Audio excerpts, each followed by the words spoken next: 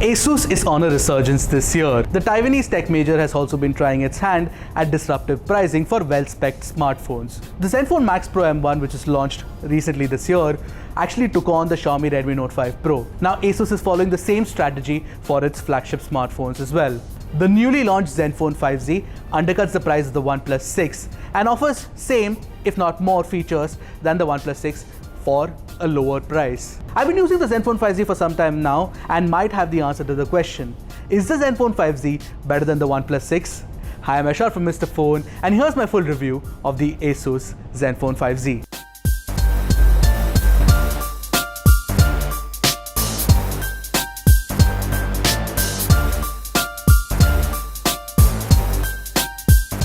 Before we jump into my review of the ZenFone 5Z, don't forget to hit the subscribe button and the bell icon to get notified about more such awesome tech videos. Also, don't forget to check out our Facebook and WhatsApp groups, links to which are in the description below.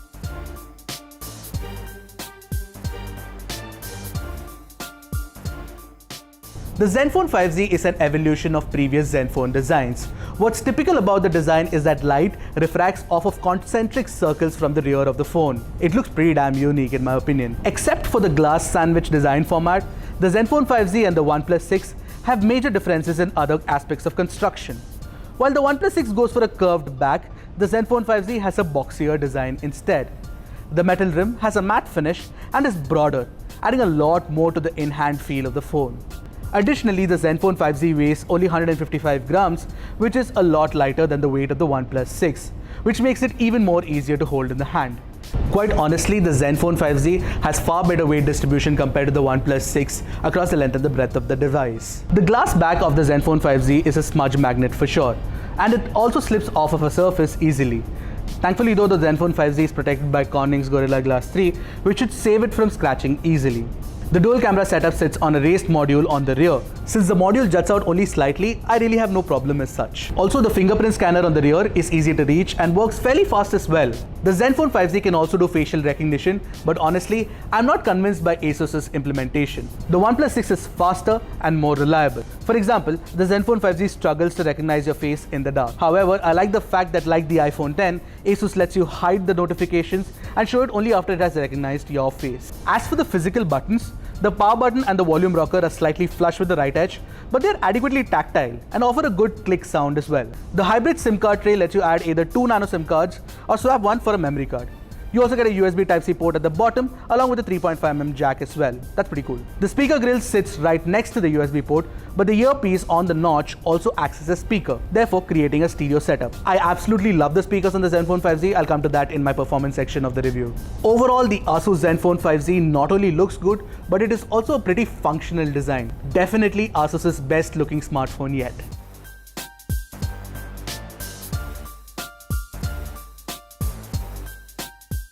The ZenFone 5Z has a 6.2-inch, 18.7:9 aspect ratio IPS Super LCD panel with a notch. Now forget about the notch because it's a common thing nowadays, but I think the IPS LCD panel on the ZenFone 5Z is the best I've seen on an Android smartphone in 2018. By default, the display is set to a wider color gamut. This means you get the wide DCI-P3 color space, and it looks pretty damn good. You can switch to the standard mode as well, but why would you? Even the brightness levels are great, along with great viewing angles. I have no complaints, and you wouldn't either. Now, why do I think the ZenFone 5Z has the best IPS LCD panel? Well, because the display, the touch substrate, and the Corning Gorilla Glass 3 protection are all packed in so tightly, it feels like the icons are actually floating on the surface. It actually feels like you're touching physical icons on the ZenFone 5Z's display. Additionally, despite being an LCD panel, the blacks can get pretty deep, and therefore hiding the notch looks good on the phone. Oh yes, you can hide the notch, but when you hide the notch, the cutoff line on the top is not symmetrical with the curved edges at the bottom of the display. In fact, it is a sharp edge on the top. This just triggers my OCD a lot. By the way, there's a feature called Smart Screen On, which keeps the display on at all times when you're looking at it. This feels like a feature that I've seen commonly on many other phones. I don't know why ASUS had to go and tag it as an AI feature.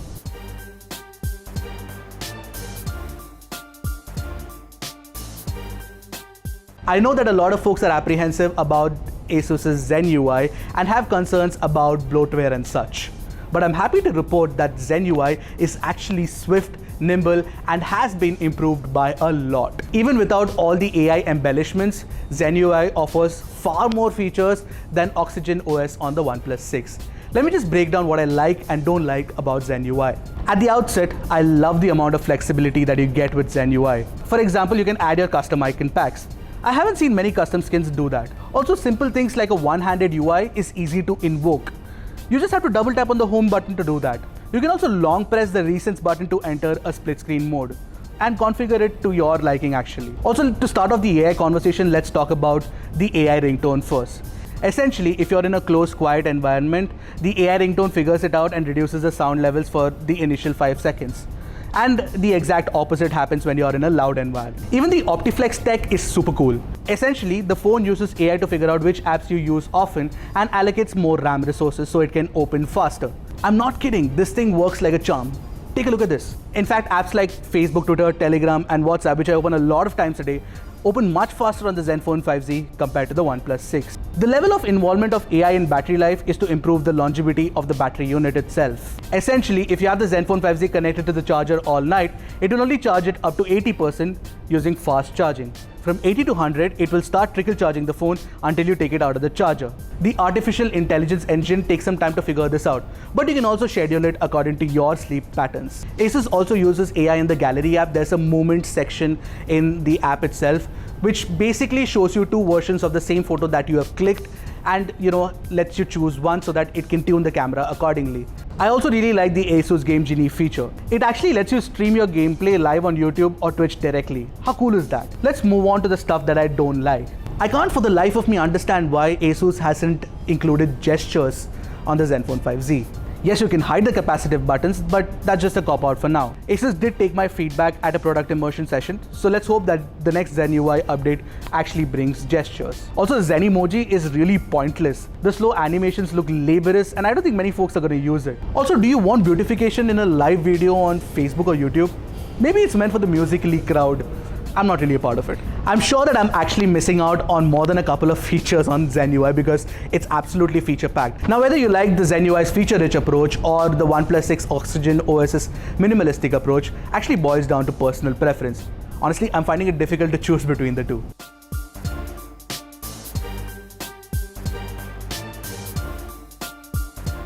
The ZenFone 5Z has dual cameras on the rear. The primary 12-megapixel camera offers a pixel size of 1.4 microns, which is definitely bigger than the 1.22 micron size of the OnePlus 6's primary camera. Now at Mr. Phone, we've actually compared the ZenFone 5Z's camera performance against the OnePlus 6, a link to which should be here somewhere. Let me just sum up the salient points of the camera performance on the 5Z for you. The 5Z offers a decent dynamic range in daylight landscape shots. Even the color reproduction is good with a great amount of details. But the portrait performance on the OnePlus 6 is leagues ahead of the ZenFone 5Z. Also, the ZenFone 5Z can shoot 60 FPS video, but it doesn't offer electronic image stabilization. The OnePlus 6's video quality is definitely leagues ahead. On the other hand, the ZenFone 5Z actually takes better night shots because the AI kicks in and reduces the shutter speed. Essentially, the camera manages to take in more light and the subject is better lit. The color temperature is also spot on. The 8MP front camera is actually a miss. It has trouble in focusing accurately and the selfies don't look very good either. Also, whether you like it or not, the AI feature cannot be switched off. Weirdly enough, I noticed that the camera tends to take the brightest point in the image for exposing the whole image. This means that your resulting images end up looking overexposed overall. This happened more after the photo update for some reason. Finally, coming to the wide-angle 8MP camera, you can actually shoot great wide-angle shots, which adds to a lot of drama, and it is also good for adding some perspective. But LG's implementation of wide-angle on the V series and the G series is actually better, because the wide-angle image on the ZenFone 5Z doesn't look as impressive as the one shot by the primary camera. Overall though, I think that the ZenFone 5Z is just a couple of software updates away from optimal camera performance. Although even in its current state, it is a competent shooter, no doubt. Just that you need some patience to shoot good images.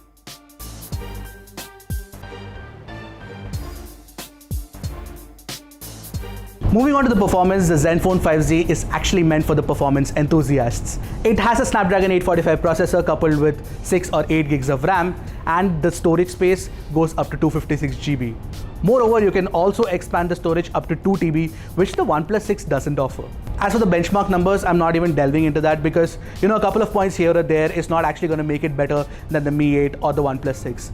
These points really don't matter now, because even graphically intensive games run insanely fast on the phone. Additionally, if you want a spurt of power, there is an AI boost option. It will help allocate memory in the RAM for your game or any resource-intensive task that you might want your phone to do.